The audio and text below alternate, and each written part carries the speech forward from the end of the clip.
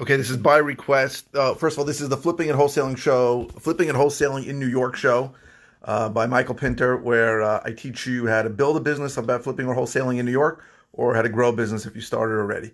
Um, so, by request, people have asked about what to say to a contractor, things you should say, things you shouldn't say to a contractor when you're trying to hire a contractor. Now, hiring contractors is tough. In my course, I talk a little bit more about what you should do, but some of the things that you should say to a contractor. So, what's most important is when you're getting bids on a job, is that you have a detailed scope of work that you've come up with specifically what you want done. This is something you're gonna have to decide. And I did a couple of other videos on what work to do and what not work to do, but you have to decide what work you're doing. And then you need to show that same scope of work to each contractor.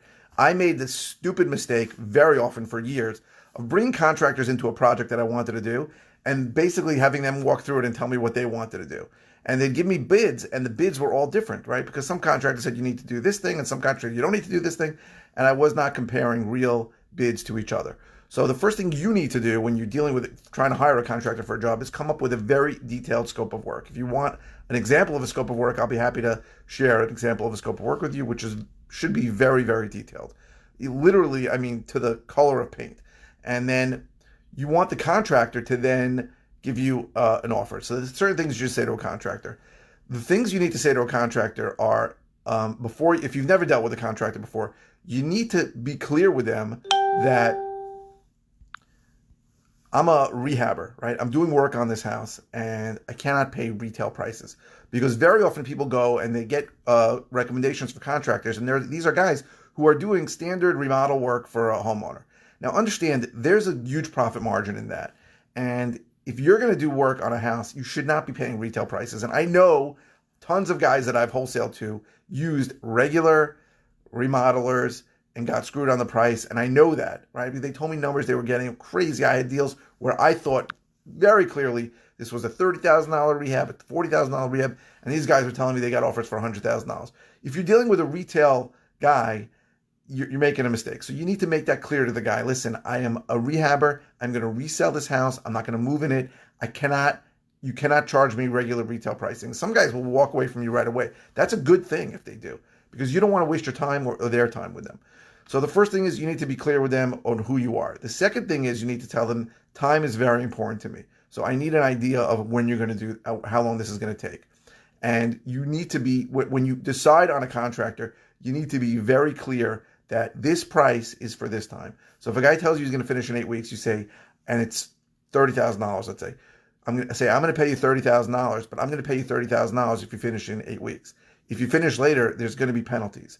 Or you might even want to give a bonus. I just did a bonus recently for a guy. I said, he told me 6 weeks. I said, if you finish in 6 weeks, I'll give you a 10% bonus.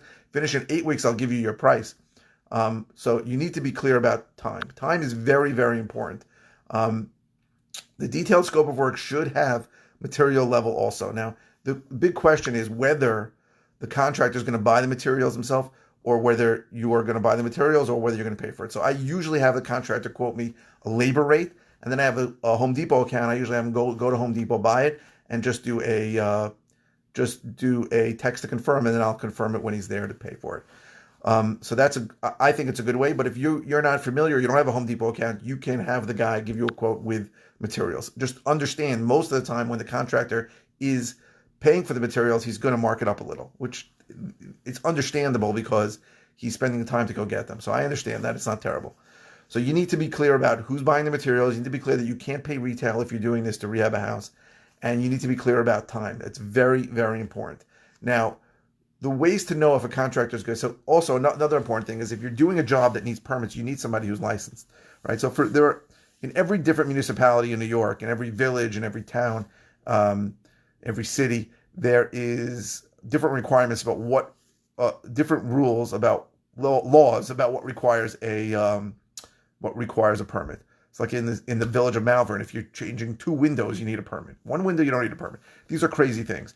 So if you need a permit, then you need to use somebody who's licensed and have to be licensed in that area. Most villages and places in Nassau County, if the guy has a Nassau County home improvement license, then they will accept that. Some need him to be licensed in that village, which could be a cost, could be a pain in the ass. He's got to show his insurance. So you need to be careful with those things and make sure that you're following all of the laws.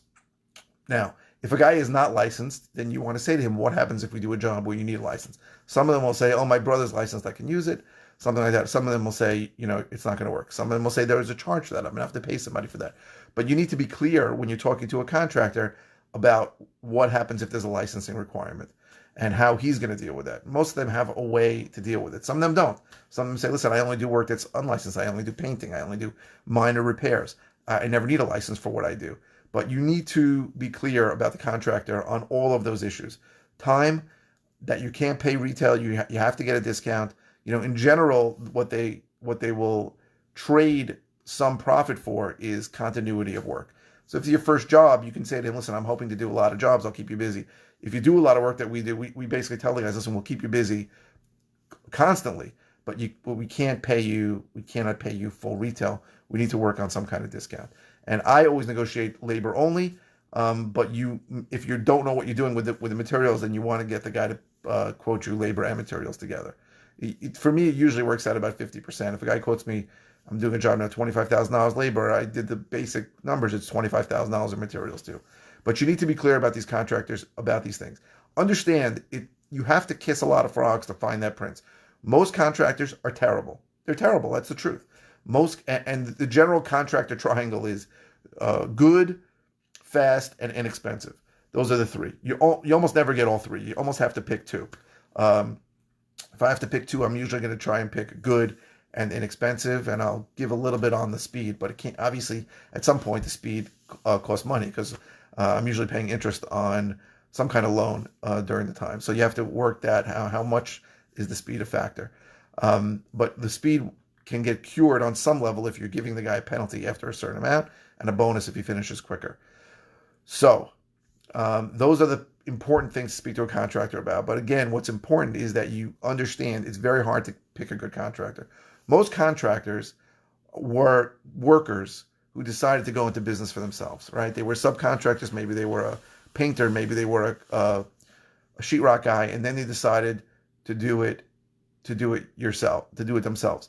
They're not businessmen. They don't know how to manage labor. They don't know how to manage expenses. They don't know how to manage money. It's not easy to find a good contractor because most of them just don't understand basic communication. They don't call you. They don't tell you when they're not going to show up, and they don't understand basic management of their money.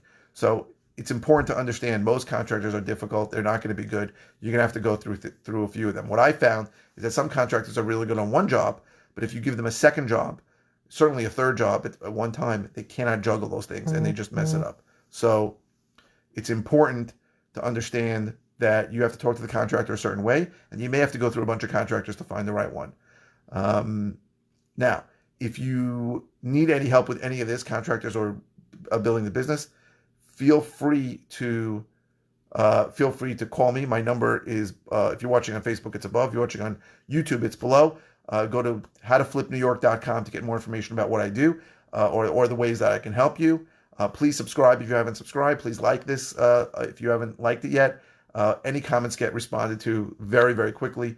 So feel free to comment if you have any questions. And if there's any way I can help you, it will be my pleasure to do so. Thank you.